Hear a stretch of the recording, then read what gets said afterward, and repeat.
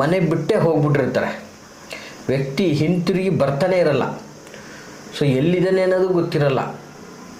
ಈ ರೀತಿಯಾಗಿ ಮನೆ ಬಿಟ್ಟು ಹೋದಂಥ ವ್ಯಕ್ತಿ ಪ್ರೀತಿಗೆ ಒಪ್ಪದೆ ಕಿರಿಕಿರಿ ಮಾಡಿರೋದ್ರಿಂದ ಸುಮ್ಮನೆ ಅವ್ರನ್ನ ಕರ್ಕೊಂಡು ಮನೆ ಬಿಟ್ಟು ಹೋಗ್ಬಿಡೋದು.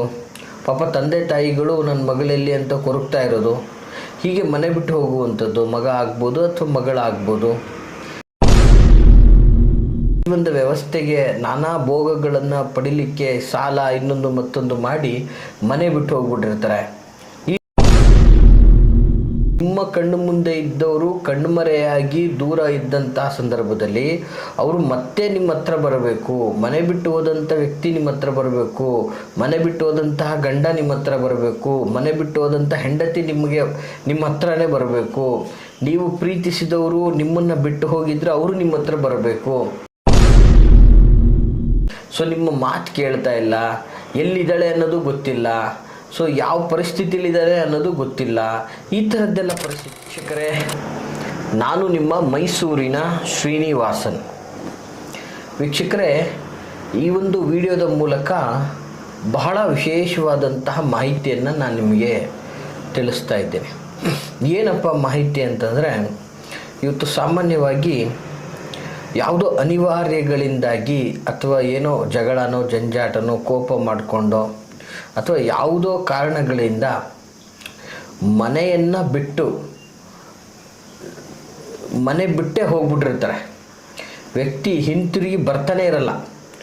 ಸೊ ಎಲ್ಲಿದ್ದಾನೆ ಅನ್ನೋದು ಗೊತ್ತಿರಲ್ಲ. ಈ ರೀತಿಯಾಗಿ ಮನೆ ಬಿಟ್ಟು ಹೋದಂಥ ವ್ಯಕ್ತಿ. ಹಾಗೆ ಕೆಲವೊಂದು ಬಾರಿ ಏನಾಗ್ತದೆ, ಗಂಡ ಹೆಂಡತಿ ಜಗಳ, ಸಣ್ಣ ಪುಟ್ಟ ವಿಚಾರಗಳಿಗೆ ಕಿರಿಕಿರಿಯಾಗಿ ಗಂಡನೇ ಮನೆ ಬಿಟ್ಟು ಹೋಗ್ಬಿಡೋದು. ಇಲ್ಲ ಅಂದರೆ ಹೆಂಡತಿ ಮನೆ ಬಿಟ್ಟು ಪದೇ ಪದೇ ಹೋಗಿ ತವ್ರ ಮನೆ ಸೇರ್ಕೊಳ್ಳೋದು. ಇಲ್ಲ ಅಂದರೆ ಸ್ವತಂತ್ರವಾಗಿ ಬದುಕ್ತೀನಿ ಅಂತ ಎಲ್ಲೋ ಒಂದು ಕಡೆ ಹೋಗ್ಬಿಡೋದು. ಈ ರೀತಿಯಾಗಿ ಮತ್ತು ಕೆಲವೊಂದು ಬಾರಿ ಏನಾಗ್ತದೆ, ಮನೆಯಲ್ಲಿ ನೀವು ಪ್ರೀತಿಗೆ ಅಂದರೆ ನಿಮ್ಮ ಪ್ರೀತಿಗೆ ಒಪ್ಪದೆ ಕಿರಿಕಿರಿ ಮಾಡಿರೋದ್ರಿಂದ ಸುಮ್ಮನೆ ಅವ್ರನ್ನ ಕರ್ಕೊಂಡು ಮನೆ ಬಿಟ್ಟು ಹೋಗ್ಬಿಡೋದು.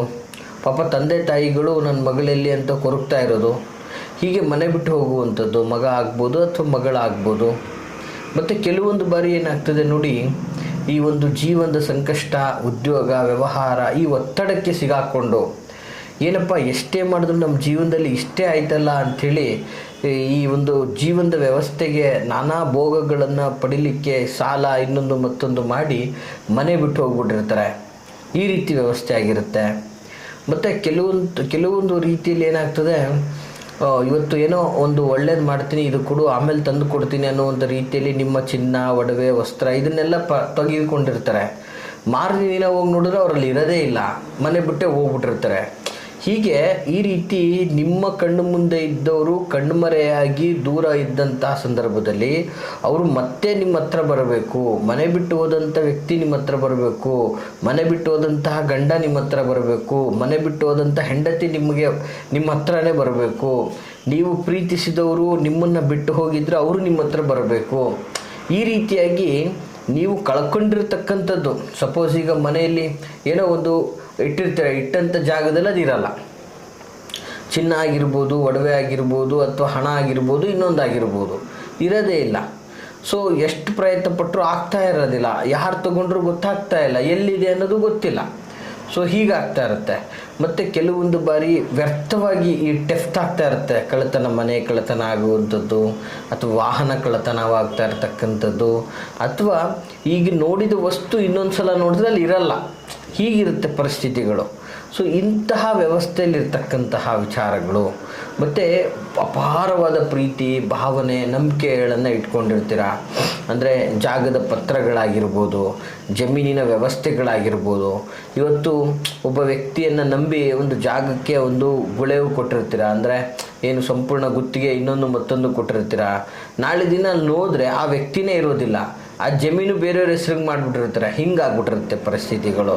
ಹೀಗೆ ನ್ಯಾಯಯುತವಾಗಿ ನಿಮಗೆ ಅನ್ಯಾಯ ಆಗ್ತಾ ಇದೆ, ಅಥವಾ ನಿಮ್ಮ ಮನೆಯಲ್ಲಿರ್ತಕ್ಕಂಥ ಒಬ್ಬ ವ್ಯಕ್ತಿ ನಿಮ್ಮಿಂದ ನಷ್ಟಕ್ಕೆ ಗುರಿ ಆಗ್ತಾ ಇದ್ದಾನೆ, ಅಂದರೆ ದೂರ ಹೋಗ್ತಾ ಇದ್ದಾನೆ, ನಿಮ್ಮ ಪ್ರೀತಿ ಪಾತ್ರರು ನಿಮ್ಮಿಂದ ದೂರ ಹೋಗ್ತಾ ಇದ್ದಾರೆ. ಸೊ ಈ ರೀತಿಯಾಗಿ ಒಂದು ಸಮಸ್ಯೆ ಕ್ರಿಯೇಟ್ ಆಗ್ತಾ ಇದೆ. ನಿಮ್ಮ ಮಗ ನಿಮ್ಮ ಬಿಟ್ಟು ಹೋಗಿದ್ದಾನೆ, ನಿಮ್ಮ ಮಗಳು ನಿಮ್ಮ ಪ್ರೀತಿ ಮಮಕಾರವನ್ನು ತೊರೆದು ಹೋಗ್ಬಿಟ್ಟಿದ್ದಾಳೆ. ಸೊ ನಿಮ್ಮ ಮಾತು ಕೇಳ್ತಾ ಇಲ್ಲ, ಎಲ್ಲಿದ್ದಾಳೆ ಅನ್ನೋದು ಗೊತ್ತಿಲ್ಲ, ಸೊ ಯಾವ ಪರಿಸ್ಥಿತಿಲಿದ್ದಾಳೆ ಅನ್ನೋದು ಗೊತ್ತಿಲ್ಲ. ಈ ಥರದ್ದೆಲ್ಲ ಪರಿಸ್ಥಿತಿಗಳು.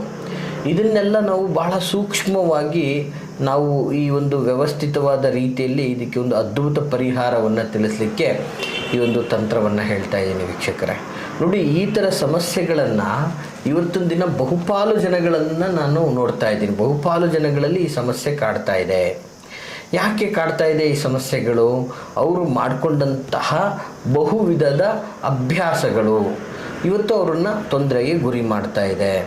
ಸೊ ಇವತ್ತು ನೋಡಿ, ಮಕ್ಕಳು ವಯಸ್ಸಿಗೆ ಬಂದಿದ್ದೇ ತಡ, ಅವರು ಹೇಳಿದ್ದೇ ನಡಿಬೇಕು, ಅವ್ರು ಮಾಡಿದ್ದೇ ಆಗಬೇಕು, ಅವ್ರು ಇಷ್ಟಪಟ್ಟದ ಕಡೆನೇ ಮದುವೆ ಮಾಡಬೇಕು, ಇಲ್ವಾ ಮನೆ ಬಿಟ್ಟು ಹೋಗ್ಬಿಡ್ತಾರೆ, ಹೇಳೋದಿಲ್ಲ ಕೇಳೋದಿಲ್ಲ, ಎಲ್ಲಿ ಬೇಕು ಅಲ್ಲಿ ಹೋಗ್ಬಿಟ್ಟಿರ್ತಾರೆ.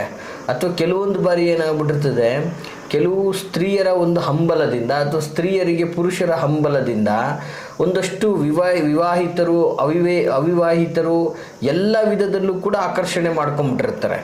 ಸೊ ಹೀಗೆ ಏನಾಗುತ್ತೆ, ವ್ಯಕ್ತಿಗಳ ಜೀವನ ನಾಶ ಆಗ್ತಾ ಇರುತ್ತೆ. ಅಥವಾ ಒತ್ತಡದಿಂದ ವಿವಾಹ ಮಾಡಿರ್ತಾರೆ, ಇನ್ನೊಂದೇನೋ ಮಾಡಿರ್ತಾರೆ, ಸಂಸಾರ ಮಾಡೋಕ್ಕಾಗಲ್ಲ, ಈ ಜಾಗದಲ್ಲಿ ಇರೋದೇ ಬೇಡ ಅಂತ ಹೊಂಟೋಗ್ಬಿಡ್ತಾರೆ. ಹೀಗೆ ನಿಮ್ಮ ಆತ್ಮೀಯರು ನಿಮ್ಮಿಂದ ದೂರ ಆಗಿದ್ದರೆ, ಮನೆ ಬಿಟ್ಟು ಹೋಗಿದ್ರೆ, ಅಥವಾ ಅವರು ನಿಮ್ಮ ಹತ್ರ ಬರೋಕ್ಕಾಗ್ತಾ ಇಲ್ಲ, ಆ ಒಂದು ಸಂಬಂಧ ಗಟ್ಟಿ ಆಗ್ತಾ ಇಲ್ಲ, ನಿಮ್ಮ ಸಂಬಂಧಿಕರು ನಿಮ್ಮನ್ನು ತೊರೆದು ಊರು ಬಿಟ್ಟು ಹೋಗಿದ್ರೆ, ಅಥವಾ ನಿಮ್ಮ ಸಹವಾಸನೆ ಬೇಡ ಅಂತ ದೂರ ಉಳಿದಿದ್ರೆ, ಅವರು ವಿಶ್ವಾಸ ಆಗ್ತಾ ಇಲ್ಲ, ಅವರು ನಮ್ಮ ಹತ್ರ ಬರ್ತಾ ಇಲ್ಲ, ಅಥವಾ ನೀವು ಆಸ್ತಿ ಪಾಸ್ತಿ ಕಳ್ಕೊಂಡಿದ್ರೆ, ಅಂದರೆ ಈ ಸಾಲದ ಒತ್ತಡದಿಂದ ಅಥವಾ ಒಂದು ವ್ಯವಹಾರದಲ್ಲಿ ನಷ್ಟ ಹೊಂದಿ ಏನೋ ಒಂದಾಗಿ ನೀವು ನಿಮ್ಮ ಆಸ್ತಿ ಮನೆ ಜಮೀನನ್ನು ಕಳ್ಕೊಂಡಿದ್ರೆ, ಅದನ್ನು ಮತ್ತೆ ಪಡಿಬೇಕು ಅನ್ನುವಂಥ ಹಂಬಲ ಇದ್ದರೆ ವೀಕ್ಷಕರೇ, ಈ ಒಂದು ಸಣ್ಣ ತಂತ್ರವನ್ನು ಮಾಡಿ ಇದರಿಂದ ನೀವು ಕಳ್ಕೊಂಡಿರೋದನ್ನು ಎಲ್ಲವನ್ನೂ ನೀವು ಪಡ್ಕೊಳ್ಳುವಂಥ ಸಾಧ್ಯತೆ ಇದೆ. ವ್ಯಕ್ತಿ ಆಗ್ಬೋದು, ಧನ ಆಗ್ಬೋದು, ಮಣ್ಣಾಗ್ಬೋದು, ಹೊನ್ನಾಗ್ಬೋದು, ಎಲ್ಲವನ್ನೂ ಕೂಡ ಪಡೆಯುವಂತಹ ಸಾಧ್ಯತೆ. ಅಂದರೆ ಹೆಣ್ಣು ಹೊನ್ನು ಮಣ್ಣು ಸಂಬಂಧ ವ್ಯವಸ್ಥೆ ಇವೆಲ್ಲವನ್ನೂ ಮರುಪಡೆದುಕೊಳ್ಳುವಂತಹ ಅದ್ಭುತವಾದಂತಹ ತಂತ್ರ ಇದಾಗಿರ್ತದೆ ವೀಕ್ಷಕರೇ. ಹಾಗಾದರೆ ಯಾವುದಪ್ಪ ಈ ಒಂದು ತಂತ್ರ ಅಂತ ನೋಡೋದಾದರೆ, ಬಹಳ ವಿಶೇಷವಾದಂತಹ ತಂತ್ರ. ನೋಟ್ ಮಾಡಿಕೊಳ್ಳಿ ವೀಕ್ಷಕರೇ, ಇದು ನಿಮ್ಮ ಮನೆಯಲ್ಲೇ ಸಾಧಾರಣವಾಗಿ ನೀವು ಮಾಡಿಕೊಳ್ಬೋದಾದಂತಹ ಒಂದು ತಂತ್ರ ಆಗಿರ್ತದೆ. ಏನು ಮಾಡಬೇಕು ಮೊದಲನೇದಾಗಿ ಅಂತಂದರೆ, ಒಂದು ವಿಶೇಷವಾಗಿ ಒಂದು ಬಿಳಿ ಕಾಗದವನ್ನು ತೆಗೆದುಕೊಳ್ಳಿ. ಆ ಕಾಗದದ ಮೇಲೆ ನೀವು ಇಷ್ಟಪಟ್ಟಂಥ ವ್ಯಕ್ತಿ ನಿಮಗೆ ಬರಬೇಕಾ, ಅಥವಾ ನಿಮ್ಮ ಮನೆಯಿಂದ ಹೋದಂತಹ ವ್ಯಕ್ತಿ ನಿಮಗೆ ವಾಪಸ್ ಬರಬೇಕಾ, ಅಥವಾ ನಿಮ್ಮ ಮನೆಯಲ್ಲಿ ಕಳೆದಂತಹ ಪದಾರ್ಥ ನಿಮಗೆ ಸಿಗಬೇಕಾ, ಅಥವಾ ನಿಮಗೆ ಏನು ಕಳ್ಕೊಂಡಿದ್ರೆ ನಿಮಗೆ ಏನು ಬರಬೇಕಾಗಿದೆ ಅವರ ಹೆಸರು ಅಥವಾ ಅದರ ಹೆಸರು, ಇದನ್ನು ನೀಟಾಗಿ ಆ ಒಂದು ಬಿಳಿ ಕಾಗದದ ಮೇಲೆ ಬರೆಯಿರಿ. ಬರೆದ ನಂತರ ನಿಮ್ಮ ಮನೆಯಲ್ಲಿರ್ತಕ್ಕಂತಹ ಯಾವುದಾದ್ರೂ ಹಿಟ್ಟು, ಯಾವುದಾದ್ರೂ ಇದ್ದೇ ಇರ್ತದಲ್ಲ ಸಹಜವಾಗಿ, ಅಕ್ಕಿ ಹಿಟ್ಟಾಗಿರ್ಬೋದು, ಗೋಧಿ ಹಿಟ್ಟಾಗಿರ್ಬೋದು, ಈ ಥರ ಯಾವುದಾದ್ರೂ ಒಂದು ಹಿಟ್ಟು ಇದ್ದೇ ಇರ್ತದೆ. ಯಾವ ಹಿಟ್ಟಾದರೂ ಪರವಾಗಿಲ್ಲ, ಒಂದು ಸೂಕ್ಷ್ಮ ಮನಸ್ಸಿನಿಂದ ಆ ಹಿಟ್ಟಿನಲ್ಲಿ ದೀಪವನ್ನು ಮಾಡಿ, ದೀಪದ ರೀತಿಯಲ್ಲಿ ಒಂದು ಆಕೃತಿ ಕೊಟ್ಟು ದೀಪವನ್ನು ಮಾಡಿ. ತದನಂತರ ಆ ದೀಪಕ್ಕೆ ವಿಶೇಷವಾಗಿ ಸಾಸಿವೆ ಎಣ್ಣೆ, ನೋಡಿ ಯಾವ ಎಣ್ಣೆಗಳಲ್ಲೋ ನೀವು ದೀಪವನ್ನು ಹಚ್ಚಿದರೆ ಅದರ ಫಲ ನಿಮಗೆ ಸಿಗೋದಿಲ್ಲ, ನೀವು ಯಾವುದನ್ನು ಪಡೀಲಿಕ್ಕೆ ಸಾಧ್ಯವಾಗುವುದಿಲ್ಲ. ಯಾವುದೇ ಫಲ ಪಡಿಬೇಕು ಅನ್ನೋದಿದ್ದರೆ ತಂತ್ರದ ಕ್ರಮ ಏನಿದೆ ಆ ಕ್ರಮವನ್ನು ಪಾಲನೆ ಮಾಡುವುದು ಉತ್ತಮ. ಹಾಗಾಗಿ ಸಾಸಿವೆ ಎಣ್ಣೆಯನ್ನು ಹಾಕಿ ಸ್ವಲ್ಪ ಉಪ್ಪು, ನೋಡಿ ಅದರಲ್ಲೂ ಕಲ್ಲುಪ್ಪು ಬಹಳ ಉತ್ತಮ, ಕಲ್ಲುಪ್ಪನ್ನು ಹಾಕಿ ಆ ದೀಪವನ್ನು ಬೆಳಗಿಸಬೇಕಾಗ್ತದೆ. ಅದನ್ನು ಈ ರೀತಿಯಲ್ಲಿ ಇಷ್ಟು ಪ್ರೊಸೆಸ್ ಮಾಡಿದ ನಂತರ ವ್ಯಕ್ತಿಯ ಹೆಸರಿನ ಕಾಗದ ಅಥವಾ ಯಾವುದು ನೀವು ಏನು ಪಡಿಬೇಕು ಅಂತ ಬರೆದಿರ್ತೀರ ಆ ಕಾಗದದ ಮೇಲೆ ಈ ದೀಪವನ್ನು ಇಡಬೇಕಾಗ್ತದೆ. ಯಾವುದ್ರ ಮೇಲೆ? ನೀವು ಬರೆದಂತಹ ಕಾಗದದ ಮೇಲೆ ಈ ದೀಪವನ್ನು ಇಡಬೇಕಾಗ್ತದೆ. ಹೀಗೆ ಮಾಡೋದ್ರಿಂದ ಅದನ್ನು ಮಾಡ್ತಾ ವಿಶೇಷವಾಗಿ ನೀವು ಆ ವ್ಯಕ್ತಿಯನ್ನು ಸ್ಮರಣೆ ಮಾಡಬೇಕು. ಆ ವ್ಯಕ್ತಿಯ ಮುಖ, ಕಮಲ, ಹೆಸರು, ಇನ್ನೊಂದು ಮತ್ತೊಂದು ಸ್ಮರಣೆ ಮಾಡಬೇಕು. ಜೊತೆಗೆ ಆ ವಸ್ತು ಏನು ಅಥವಾ ನೀವು ಏನು ಪಡ್ಕೋಬೇಕು ಅಂತ ಇದ್ದೀರಾ ಅದನ್ನು ನೀವು ನೆನೆಸ್ಕೋಬೇಕು ಅಥವಾ ಸ್ಮರಣೆ ಮಾಡ್ಕೋಬೇಕು.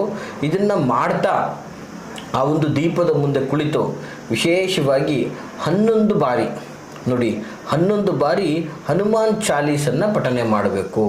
ಏನು ಹನುಮಾನ್ ಚಾಲೀಸು ನಮಗೆ ಗೊತ್ತಿಲ್ಲ ಅನ್ನುವಂತಹ ಮಾತೇ ಇಲ್ಲ. ಇವತ್ತು ಎಲ್ಲರಿಗೂ ಸಹ ಅದರ ಅರಿವಿರ್ತಕ್ಕಂಥದ್ದು. ಇಲ್ಲ ಅಂದರೆ ಯಾವುದೇ ಗ್ರಂಥಿಗೆ ಹೋದ್ರೂ ಕೂಡ ನಿಮ್ಗೆ ಅದೊಂದು ಸಣ್ಣ ಬುಕ್ಕು ಸಿಗ್ತದೆ. ತುಂಬ ಸುಲಭವಾಗಿ ಸಾಮಾನ್ಯವಾಗಿ ನಿಮ್ಮ ಫೋನ್ಗಳಲ್ಲೂ ಕೂಡ ಅದನ್ನು ನೀವು ಡೌನ್ಲೋಡ್ ಮಾಡ್ಕೋಬೋದು.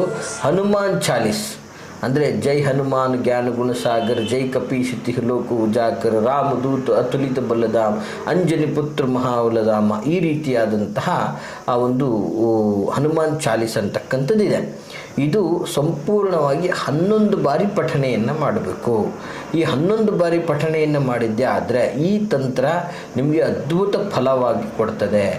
ನೀವು ನಿಮ್ಮ ವ್ಯಕ್ತಿ ಎಲ್ಲಿದ್ದಾನೆ ಅಥವಾ ಅವನು ಎಲ್ಲೇ ಇದ್ದರೂ ಮನೆಗೆ ಬರ್ತಾನೆ, ಅಥವಾ ಎಲ್ಲಿದ್ದಾನೆ ಅನ್ನುವಂಥ ಅರಿವಾಗ್ತದೆ, ಅಥವಾ ಯಾವುದೇ ವಸ್ತು ಇದ್ದರೂ ಅದು ಎಲ್ಲಿದೆ ಅನ್ನೋದು ಗೊತ್ತಾಗುತ್ತೆ, ಅಥವಾ ಅದು ನಿಮ್ಮ ಕೈ ಸೇರುವಂತಹ ವ್ಯವಸ್ಥೆ ಆಗುತ್ತೆ. ಈ ರೀತಿಯಾದಂತಹ ತಂತ್ರದಿಂದ ನೀವು ಇದನ್ನೆಲ್ಲವೂ ಸಾಧನೆ ಮಾಡ್ಕೋಬೋದು ಅಂತ ಹೇಳಕ್ಕೆ ಇಷ್ಟಪಡ್ತೀನಿ ವೀಕ್ಷಕರೇ. ಈ ಮಾಹಿತಿ ತಮಗೆಲ್ಲ ಇಷ್ಟವಾಗಿದ್ದರೆ ಲೈಕ್ ಮಾಡಿ. ಹಾಗೆ ಯಾರೆಲ್ಲ ಸಂಕಷ್ಟದಲ್ಲಿದ್ದಾರೆ, ಯಾರೆಲ್ಲ ನೋವು ಅನುಭವಿಸ್ತಾ ಇದ್ದಾರೆ, ಯಾರೆಲ್ಲ ಈ ವ್ಯಕ್ತಿಗಳನ್ನು ಕಳ್ಕೊಂಡು ಪ್ರೀತಿಯನ್ನು ಕಳ್ಕೊಂಡು ಅವರ ಒಂದು ಧನ ಧಾನ್ಯ ಮನೆ ಆಸ್ತಿಯನ್ನು ಕಳ್ಕೊಂಡು ನೋವು ಅನುಭವಿಸ್ತಾ ಇದ್ದಾರೆ, ಅಂಥವ್ರಿಗೆ ಈ ಒಂದು ಮಾಹಿತಿಯನ್ನು ತಪ್ಪದೇ ಶೇರ್ ಮಾಡಿ ಅಂತ ಹೇಳ್ತಾ ಎಲ್ರಿಗೂ ಶುಭವಾಗಲಿ. ಹಾಗೆ ನೀವು ನನ್ನೊಟ್ಟಿಗೆ ಮಾತಾಡಿಸ್ಬೇಕು, ನೇರವಾಗಿ ನನ್ನ ಮೀಟ್ ಮಾಡಬೇಕು ಅನ್ನೋದಾದರೆ ನಾನಿರುವಂಥದ್ದು ಮೈಸೂರಿನ ವಿಜಯನಗರ 2ನೇ ಹಂತ KD ಸರ್ಕಲಲ್ಲಿ ನನ್ನ ಕಚೇರಿ ಇರುವಂಥದ್ದು. ನೇರವಾಗಿ ಸಹ ತಾವು ಬಂದು ನನ್ನನ್ನು ಭೇಟಿಯಾಗ್ಬೋದು ಅಂತ ಹೇಳ್ತಾ ಎಲ್ರಿಗೂ ಶುಭವಾಗಲಿ. ನಮಸ್ಕಾರ.